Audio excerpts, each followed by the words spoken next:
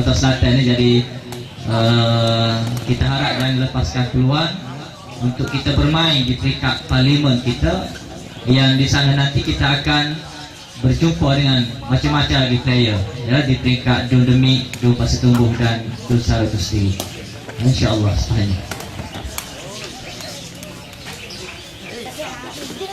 Dan pengadil yang kita turunkan pada tahap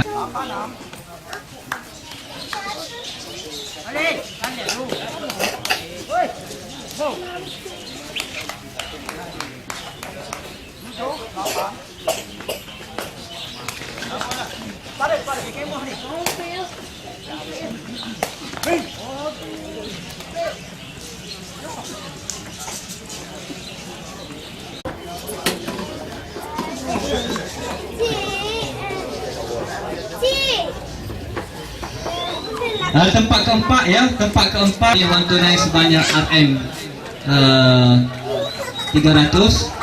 jatuh kepada pasukan Gaun B.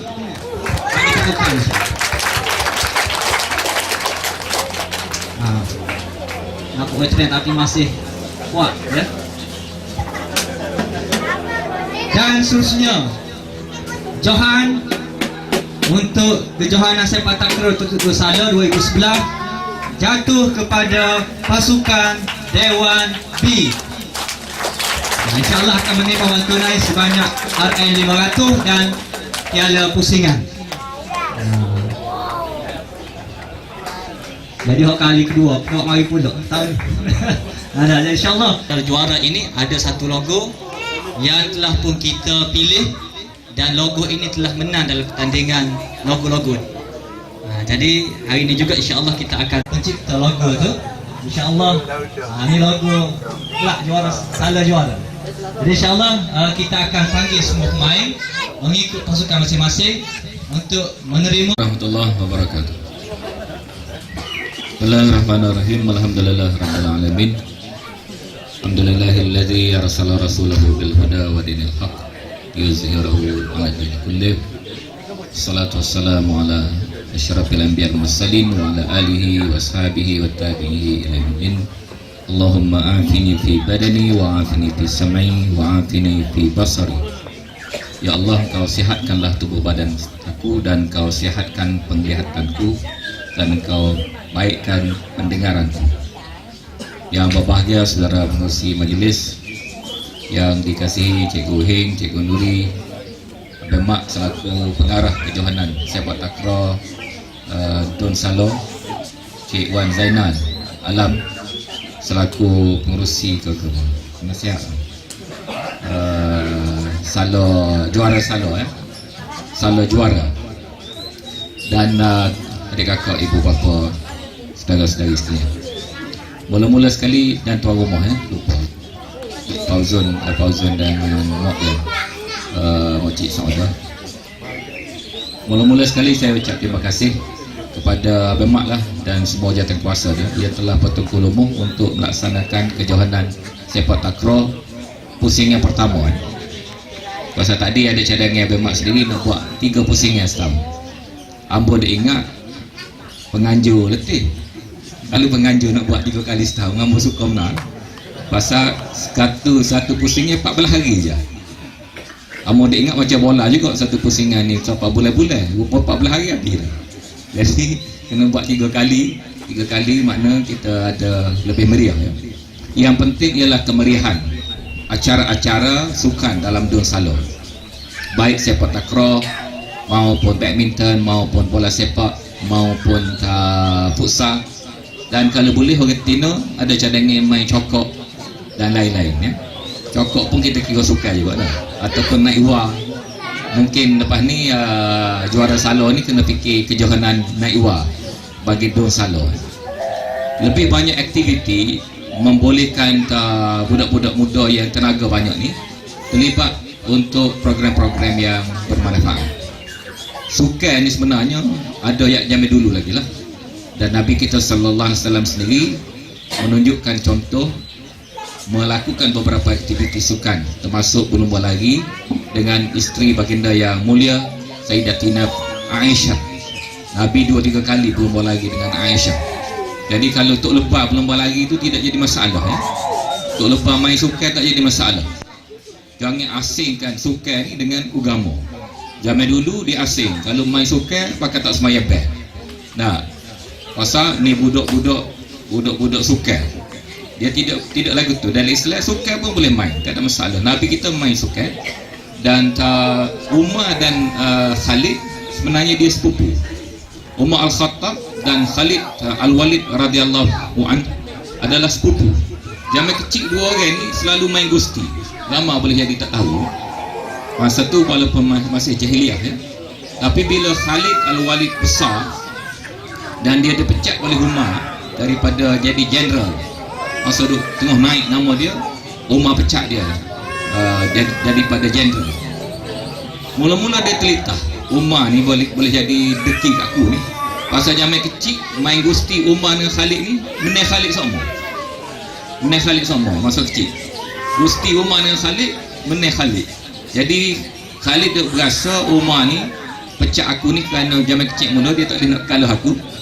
Bila dia besar dia pegang jawatan, dia pecat aku mula-mula tu. Tapi kemudiannya dia pun tahu pemecatan itu ada sebab-sebab yang munasabah dan dia terima pemecatan tersebut. Tapi nak royaknya Umar dan Khalid Al-Walid ni masa kecil antara sukan kegemaran mereka ialah bergusti. Dan kerana tu kita dalam Dun Salo ni menggalakkan aktiviti sukan. Dan dalam masa Dun Kijai dulu, Cik Wan Zainal ni terlibat untuk menganjurkan kejohanan bola sepak di bawah Kijang Muda. Dan sekarang ni kita pindah ke Salo. Kalau kita nak kata Salo Muda, cik hati orang-orang lama macam begini. Abang mak sendiri dah. Jadi ada Salo Muda, ada Salo Tua. Kijang tak apa, ada Kijang Muda, Kijang Tua. Oleh kerana itu kita buat nama baru, kita panggil Salo Juara. Dan nama rasa satu-satunya Dun dalam Malaysia ni yang ada kejohanan yang ekstensif di peringkat Dun seperti mana kejohanan yang dibuat oleh Salo Juara. Dalam bidang bola sepak masih berlangsung perlawanan ni dan dijangka tamat bulan ni. Tapi ada orang tak boleh main bola, kita buat kejohanan sepak. Hak tak suka main sepak, kita buat kejohanan badminton dan lain-lain. Apa saya sebut masalah ni ialah kerana kalau kita nak latih anak-anak kita mempunyai ketahanan sukan atau kecemerlangan sukan tadi, satu asas ialah pemakanan. Jadi kalau boleh Salo Juara ni jawatankuasa dia menganjurkan juga latihan ataupun kuliah ataupun ceramah pemakanan termasuk pada muslimah. Kerana diet kita pada zaman moden ini begitu tidak seimbang sekali. Dan kadang-kadang sebab tu orang kita menjadi lemah. Dan lain kalau kita tengok ramai orang kita ni kena stroke dan kenciman ni awal-awal lagi. 30 tahun kena stroke dah, 40 tahun kena stroke dah. Ini adalah berpunca daripada pemakanan kita. Dan boleh jadi kerana kita jahil ataupun tak tahu pemakanan yang betul ya. Maka kadang-kadang kita makan dengan cara yang tidak betul walaupun sedap. Dan satu daripada benda yang Tuhan beri secara semula jadi pada rakyat Kelantan ialah kita makan kalsium yang banyak, iaitu dalam budu dan juga dalam etok. Dan beluk adalah mempunyai khasiat kalsium yang tinggi juga, yang bagus untuk urat saraf pemain-pemain sukan. Jadi diet adalah mustahak. Kalau boleh Cik Wan dan Cik Nuri atau kursus diet termasuk untuk orang Timur. Dan hari ini beras yang kita makan antaranya ialah beras yang sudah dibersihkan hingga putih, betul-betul putih, yang menjadi inti beras tu, butir beras yang menyebabkan mudah berlaku kencing manis. Kerana kita orang Melayu kuat makan beras, kuat makan nasi, sama ada nasi ataupun laksa yang dibuat daripada beras. Dan oleh kerana beras ni sudah dicuci habis, tak ada dah kulit dia sikit abu, menyebabkan mudahnya berlaku kencing manis. Dan sebab tu kita tanam beras organik ditunjuk. Kalau adik-adik ada kesempatan pergi ke tempat tu, dan kita cadangkan untuk dikembangkan kepada petani lain. Walaupun majlis hari ni majlis sukan, tapi oleh kerana adik-adik ni ada mokpok di rumah, kalau ayah nanam padi ni, dia boleh minta bantuan bantuan baja organik dengan kita supaya dia tak gantung dengan baja biasa. Kalau dia gantung dengan baja biasa, dia kena jual padi tu ke pernah, dan pernah potong basah padi ni terlalu tinggi, menyebabkan kerugian pada petani-petani kita seluruh negara, bukan saja di Salor dan di Kelantan. Di seluruh negara potongnya pernah ni terlalu tinggi kerana petani terpaksa jual ke pernah kerana ambil baja subsidi kerajaan. Tapi kalau petani ambil baja organik kita dan dia boleh jual pada kita, terjual sendiri padi dia akan dapat harga yang lebih tinggi, dan pada masa yang sama kalau kita makan padi ni memberikan kesihatan yang lebih kepada kita semua. Jadi Salor juga meneroka orang panggil padi organik yang pertama di Malaysia, dan kita berhasrat nak kembangkan lagi.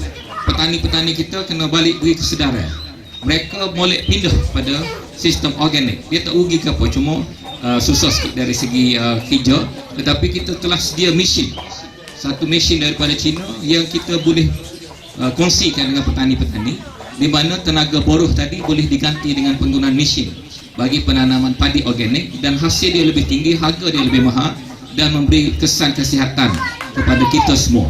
Jadi sukan ni bukan satu benda sukan semata-mata. Sukan boleh main bila kita sihat. Ramai orang rebuh dalam kort badminton, ramai orang rebuh dalam kort sepak kerana jatuh dan lain-lain, termasuk orang muda-muda.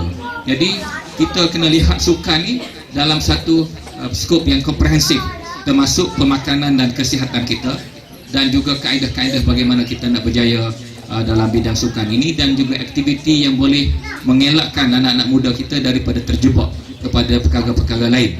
Kerana itu doa yang diajarkan oleh Nabi yang saya baca tadi, Allahumma afini fi badani. Jadi sehat tubuh badan ni satu daripada perkara yang kita kena minta dengan Allah SWT. Dan bukan saja kena minta, kita kena usahakan dengan cara pemakanan dan exercise yang betul tadi. Jadi yang berucap terima kasih. Ada budak tapi